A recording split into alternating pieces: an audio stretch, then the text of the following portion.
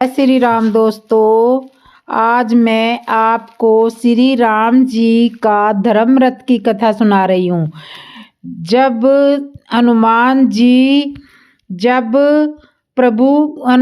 और प्रभु का जब मिलन हुआ तो हनुमान जी ने उनसे और लक्ष्मण जी से कहा कि आप दोनों मेरी पीठ पर बैठ जाइए। भगवान का उनकी पीठ पर बैठना बड़ा विचित्र लगता है। कोई अस्वस्थ होने पर किसी की पीठ पर बैठ जाए तो बात समझ में आती है, लेकिन बिना अस्वस्थ हुए और एक नहीं दो भाई पीठ पर बैठ जाएं तो यह एक असामान्य लगता है। गोस्वामी तुलसीदास जी लिखते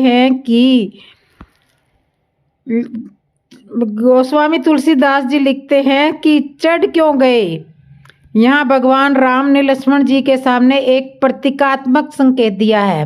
वाल्मीकि रामायण में ऐसा वर्णन आता है कि लंका के युद्ध में भगवान राम हनुमान जी की पीठ पर बैठकर युद्ध करते हैं, और यहाँ रामचरितमानस में यह है कि भगवान राम का हनुमान जी से जब मिलन हुआ तब वे और लक्ष्मण हनुमान जी के कहने से उनकी पीठ पर बैठ जाते हैं।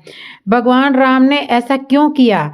ज्यों ही हनुमान जी ने उनसे पीठ पर बैठने का अनुरोध किया, उन्होंने लक्ष्मण जी की ओर देखा और उनसे कहा, लक्ष्मण, हम लोगों को इस समय बहुत बड़े महायुद्ध का सामना करना होगा, शत्रु को पराजित करना होगा। इसके लिए हमें धर्मरथ की आवश्यकता होगी और हनुमान से बड़ा कोई धर्मरथ कहाँ मिलेगा।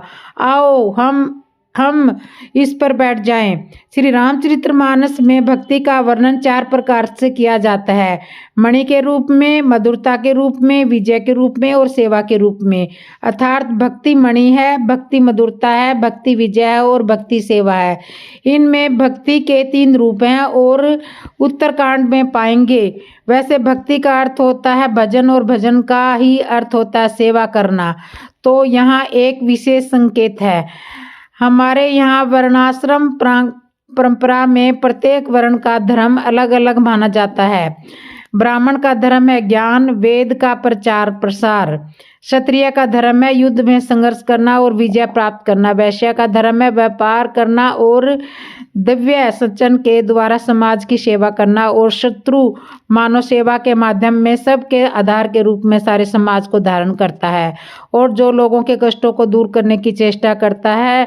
जब यह पूछा गया कि ये भक्त वर्ण धर्म का पालन करते हैं कि नहीं, तब उत्तर में कहा गया कि भाई, भक्तों का जो भी वर्ण धर्म है वह सब भक्ति में ही है। क्यों?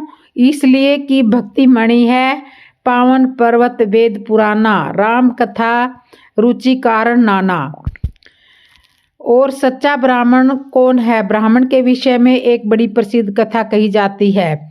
गांव में कहते हैं, ब्राह्मण खाए ब्राह्मण मधुर प्रिय, भोजन प्रिय होते हैं।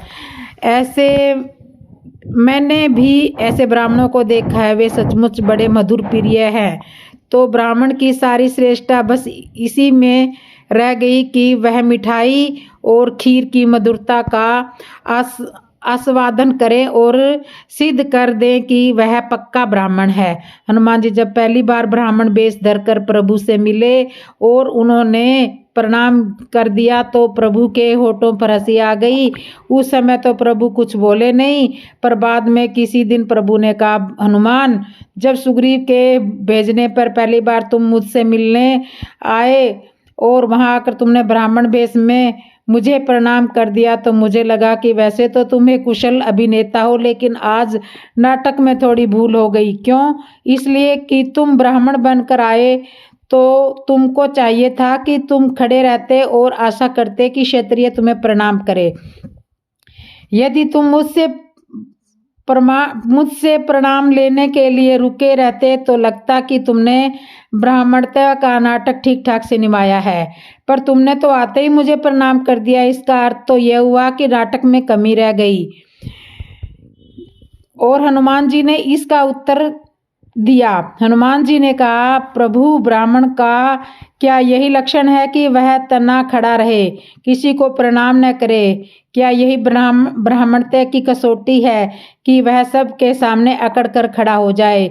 अच्छा महाराज, आप ही कृपा करके बताइए कि शास्त्रों में ब्राह्मण का लक्षण क्या बताया गया है। तब प्रभु ने कहा, भाई शास्त्र में तो ब्राह्मण का लक्षण बताया गया है कि बताया गया है कि ब्रह्मा जानती इति ब्राह्मण, जो ब्राह्मण को जान ले वही ब्राह्मण होता है। हनुमान जी बोले, प्रभु जब मैंने आपको प्रणाम किया तो आपको ब्रह्मा जानकर ही किया था, अतः ब्रह्मा को जानने के नाते मैं पक्का ब्राह्मण ही तो सिद्ध हुआ।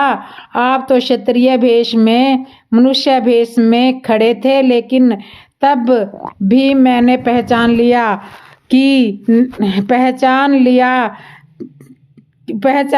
कि नहीं, ये तो साक्षात ब्रह्मा है। तो महाराज ऐसा नाटक ठीक हुआ कि गलत? प्रभु को कहना पड़ा, हनुमान बिल्कुल ठीक हुआ, तुम ठीक कहते हो। तो ब्राह्मण की परिभाषा यह नहीं जो मधुर खाए पिए बहुत भोजन करे वह ब्राह्मण है। ऐसा हो तब तो ब्राह्मणतः बड़ी लज्जा की बात हो जाएगी। सच्चे ब्राह्मण को मधुरता प्रिय होती है, पर वह कौन सी मधुरता है?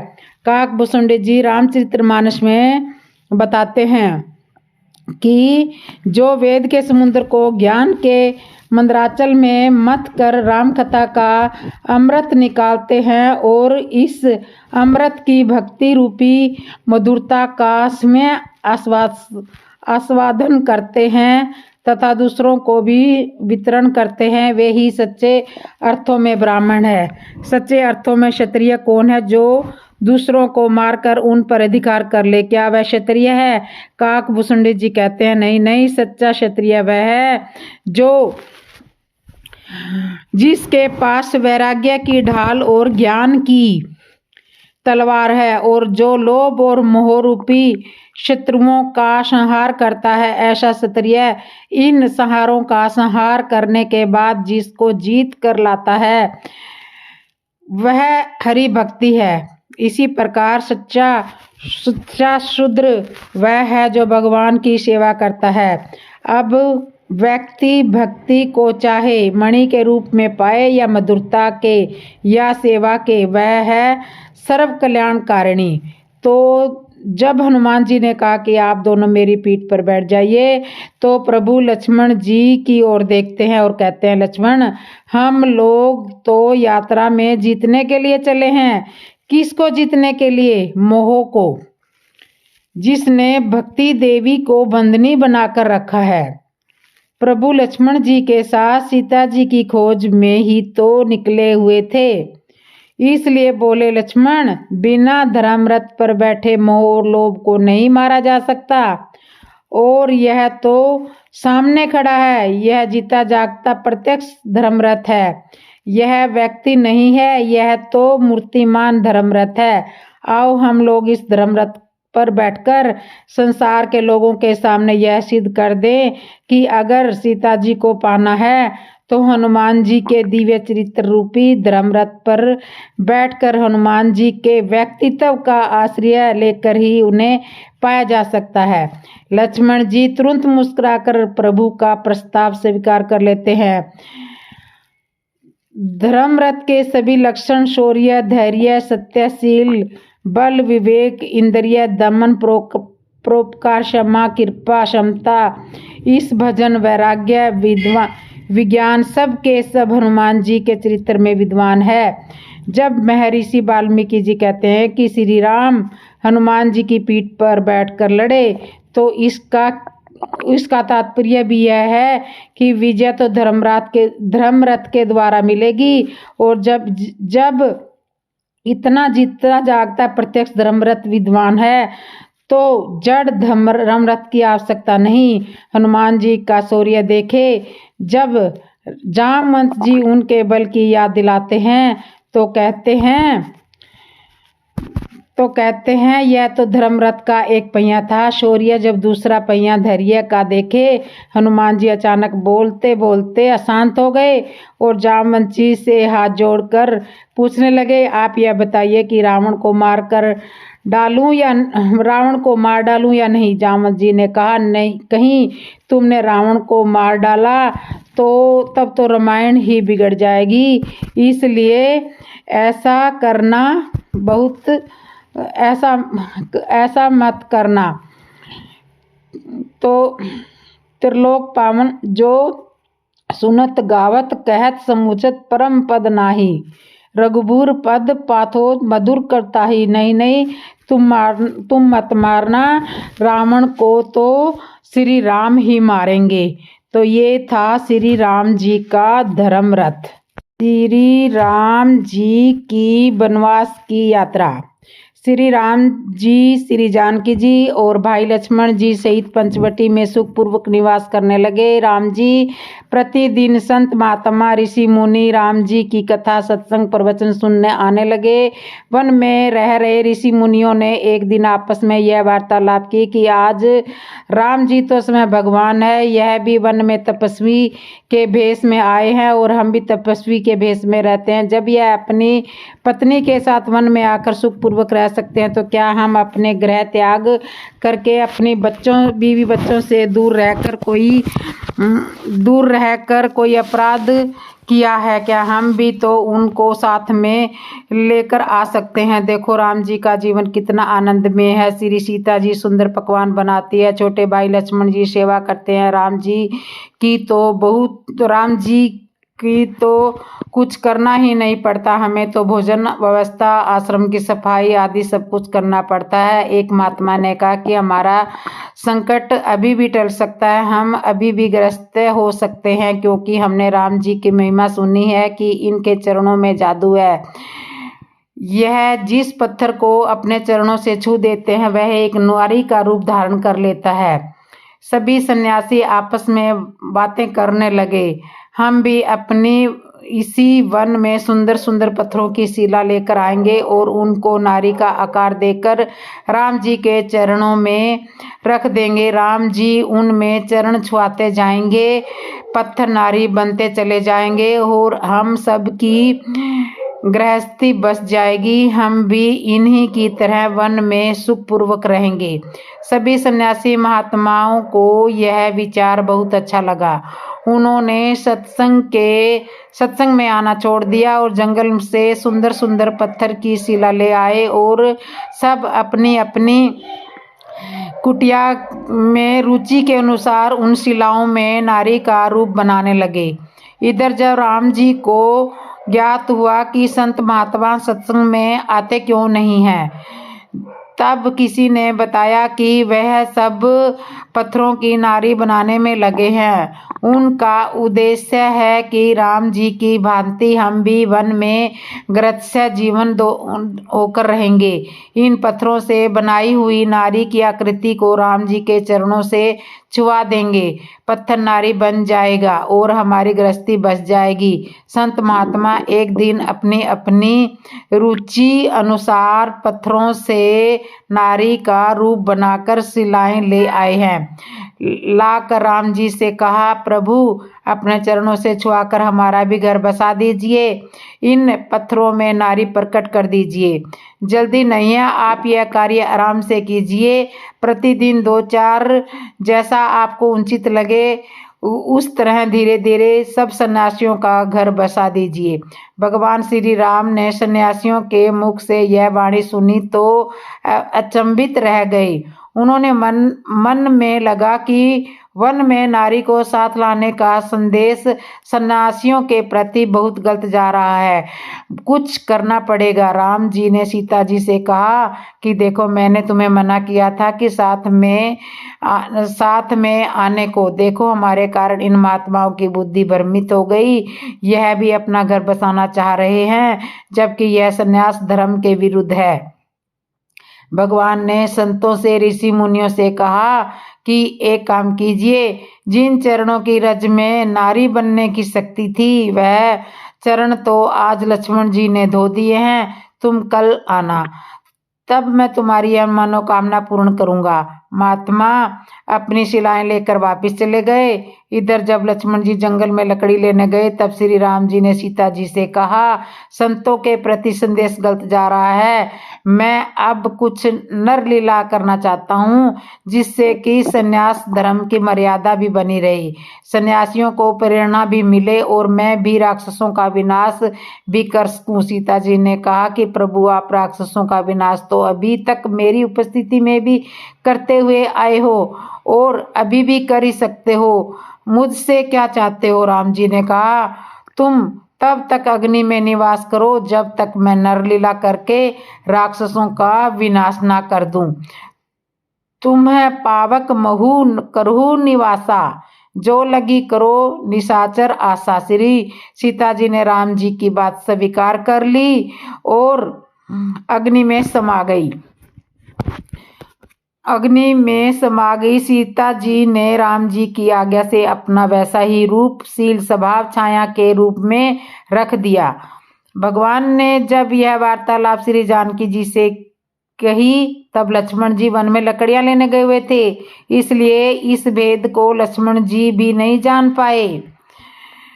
दूसरे दिन रावण की बहन शूर्पणखा पंचवटी के निकट आ जाती है और वह श्री राम और लक्ष्मण से विवाह करना चाहती है और सीता को मार डालने के लिए झपटती है। तो इस पर लक्ष्मण जी शूर्पणखा के नाक कान काट देते हैं और शूर्पणखा फिर अपनी बेइज्जती हुई देखकर खरदूषण के पास जाती है और उनसे बदला लेने के लिए कहती है। खरदूषण राम और लक्ष्मण से मिलते हैं और युद्ध में मारे जाते हैं।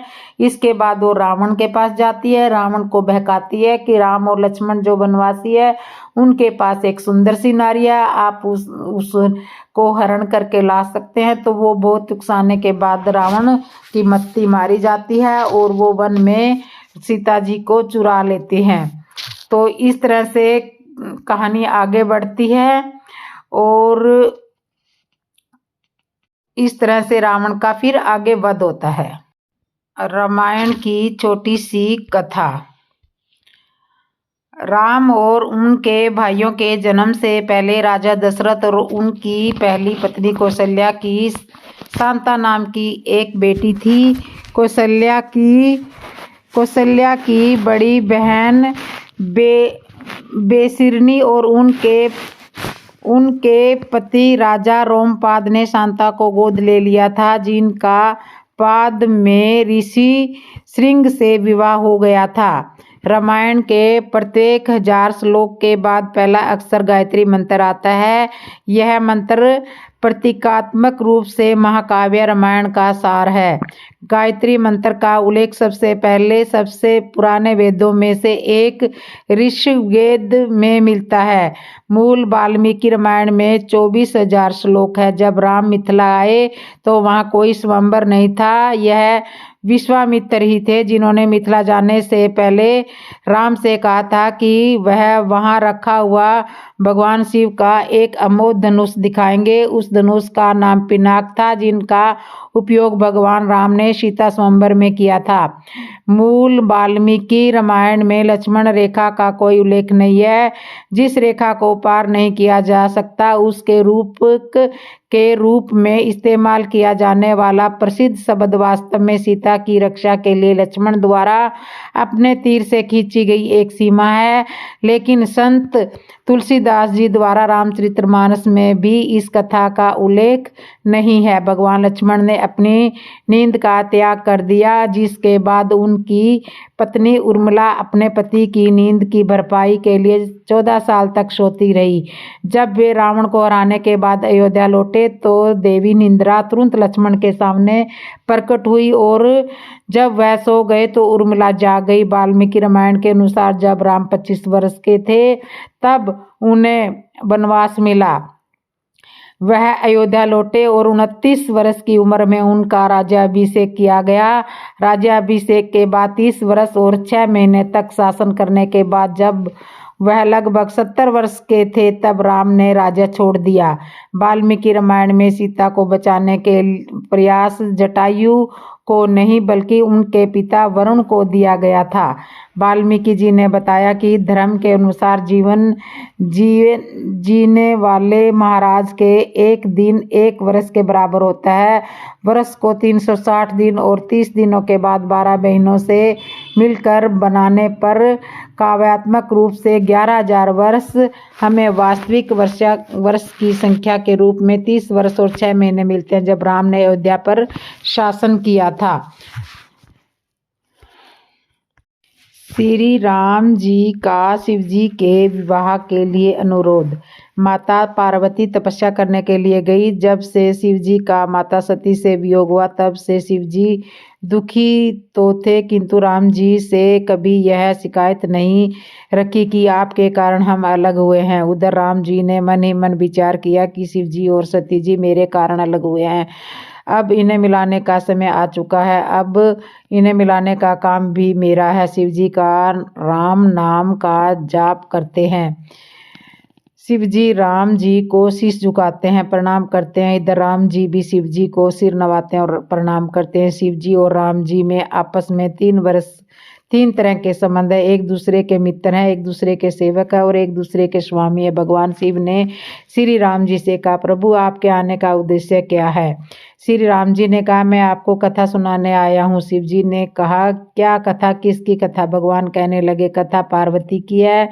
अब मेरी इच्छा है कि तुम पार्वती से विवाह करो, और मैं आपसे इसलिए कह रहा हूँ कि यदि तुम मुझे सेवक समझते हो तो मेरा तुमसे यह आग्रह है, मित्र समझते हो तो यह सलाह है, और स्वामी समझते हो तो यह मेरा आदेश है। भगवान शिव कहने लगे, प्रभु यह संभव तो नहीं है, किंतु यह आपका आदेश है तो इसे मैं सर्वधार्य करूँगा, अपने सिर पर धारण करूँगा। भगवान कहने लगे, नहीं, इसे सिर पर मत धारण करना, क्योंकि तुम्हारे सिर पर गंगा जी बहती है। सिर पर धारण करोगे तो मेरी यह आज्ञा कहीं उस गंगा की धारा में बह ना जाए, इसलिए तुम मेरी इस आज्ञा को हृदय में धारण करो। भगवान शिव ने भगवान श्री राम जी के आदेश को स्वीकार किया। परिस्थिति प्रतिकूल थी, तब श्री राम जी का स्मरण करते हैं, राम जी के नाम का जाप करते थे, और जब परिस्थिति अनुकूल हुई तो परिस्थितियों को अनुकूल करने वाले उस परमात्मा का ध्यान करने लगे, मगन हो गए। गोस्वामी तुलसीदास जी इस प्रसंग का भी यही आशय है कि यदि हमारी परिस्थिति प्रतिकूल हो तो भगवान के नाम का स्मरण करना चाहिए, और जब अनुकूल हो जाए तो उस परमात्मा का बार बार धन्यवाद करते हुए उसका ध्यान करना चाहिए। भगवान शिव अंतर ध्यान में मगन हो गए, समाधि लग गई। उसी समय तारकासुर नाम का राक्षस हुआ। उसने ब्रह्मा जी से यह वरदान मांगा कि मेरी मृत्यु भगवान शिव के पुत्रों के हाथ हो। तारकासुर चतुर था, उसे मालूम था कि भगवान शिव समाधि में है और उनकी समाधि हजारों वर्ष की रहती है। सती जी से इनका वियोग हो चुका है, अब इनका विवाह होना संभव नहीं है। जब विवाह नहीं हो तो इनके यहाँ संतान भी नहीं होगी, इसलिए तारकासुर ने इनकी संतान के हाथों अपनी मृत्यु मांगी। तारकासुर ने देवताओं को बहुत भयभीत कर रखा था, वह बहुत शक्तिशाली था। देवता उससे बहुत परेशान थे, विचार करने लगे क्या किया जाए। सब देवताओं ने यह तय किया कि भगवान शिव से विवाह करने के लिए प्रार्थना की जाए, किंतु वह तो समाधि में है, उन्हें समाधि से कैसे जगाया जाए। देवता भी बड़े षड्यंत्रकारी थे। उन्होंने कामदेव से कहा कि तुम भगवान शिव की तपस्या को भंग करो। कामदेव जानते थे भगवान शिव की तपस्या भंग करना मतलब अपने आप को समाप्त करना। कामदेव ने कहा, ठीक है, मैं आप लोगों के हित के लिए अपने आप को समाप्त करके भी यह कार्य करूँगा। कामदेव भगवान शिव की समाधि भंग करने के लिए गए। कामदेव ने अपनी शक्ति के प्रभाव से सब प्राणियों से काम को प्रभावित किया। सारी सृष्टि में हलचल मच गई। भगवान शिव ने अपने तीसरे नेत्र के द्वारा कामदेव जी को भस्म कर दिया। भोलेनाथ समाधि से उठ गए। सब देवताओं ने विचार किया कि भगवान शिव के पास जाकर उनसे प्रार्थना करना चाहिए। कामदेव ने शिव जी की समाधि भंग की। देवता प्रसन्न हुए। अब प्रश्न यह था कि शिव जी से विवाह का आग्रह किस प्रकार से किया जाए। कोई भी देवता शिव जी से यह कहने को साहस नहीं जुटा पा रहा था कि आप विवाह कर लो। देवताओं ने बड़ी चतुराई से काम किया। सब देवता मिलकर शिव जी के पास गए और जाकर भगवान शिव के चरणों में प्रणाम किया। भगवान शिव ने देवताओं से उनके आने का कारण पूछा तो उन्होंने बड़ी चतुराई से उत्तर दिया, भोले नाथ, हम सब आपका विवाह देखना चाहते हैं। हम सब यही प्रार्थना लेकर आपके पास आए हैं कि आप हम सब का विवाह देखें, कि हम सब आपका विवाह देखें। शिव जी तो भोलेनाथ हैं। देवताओं से तदास्तु कह दिया, हम विवाह आवश्यक करेंगे। सारे देवता प्रसन्न होते हुए अपने अपने स्थान को लौट गए। उधर शिव गणों ने भगवान शिव से कहा, बाबा, अपने देवताओं को विवाह करने का आश्वासन दे दिया, किंतु आपने यह विचार किया कि विवाह के लिए आपके पास कुछ व्यवस्था है भी या नहीं है। विवाह में तो बहुत ही सामग्री लगती है और मुख्य बात यह है कि उसके लिए एक घर चाहिए। भोलेनाथ ने हंसते हुए उत्तर दिया कि मैं इसकी चिंता क्यों करूं। इसकी चिंता वह करेगा जिसने मुझे विवाह करने के लिए आज्ञा दी है, और फिर घर में कुछ है या नहीं इसकी चिंता वह करे जिसके पास अपना घर हो। जब मेरे पास घर ही नहीं है तो मैं यह चिंता क्यों करूं कि घर में कुछ है या नहीं। शिव गणों ने कहा, भोले बाबा, आपकी माया आप ही जानो। उधर माता पार्वती भगवान शिव के लिए तपस्या कर रही थी। भगवान शिव ने सप्त ऋषियों को आदेश दिया कि जाकर पार्वती की परीक्षा लो। किसी ने भगवान शिव से कहा कि परीक्षा की क्या आवश्यकता है, क्या आपको भगवान की बातों पर विश्वास नहीं है। शिव जी ने कहा कि भगवान की बातों पर तो मुझे पूर्ण विश्वास है, किंतु परीक्षा की भी आवश्यकता है। जब पार्वती ने पूर्व के सती रूप में मेरे विश्वास दिलाने पर भी मेरे इष्ट प्रभु श्री राम पर विश्वास नहीं किया, उनकी परीक्षा ली, तो मैं पार्वती को बिना परीक्षा कैसे स्वीकार कर सकता हूँ। परीक्षा तो लेनी पड़ेगी। सप्तऋषि माता पार्वती के पास परीक्षा लेने के लिए पहुँचे। तो जय श्री राम दोस्तों। इस तरह से भगवान श्री राम जी ने शिव जी के विवाह के लिए अनुरोध किया। और आपको ये वीडियो कैसे लगी कमेंट में ज़रूर बताना, और जिसने मेरे चैनल को सब्सक्राइब नहीं किया सब्सक्राइब जरूर करना। बोलो जय श्री राम।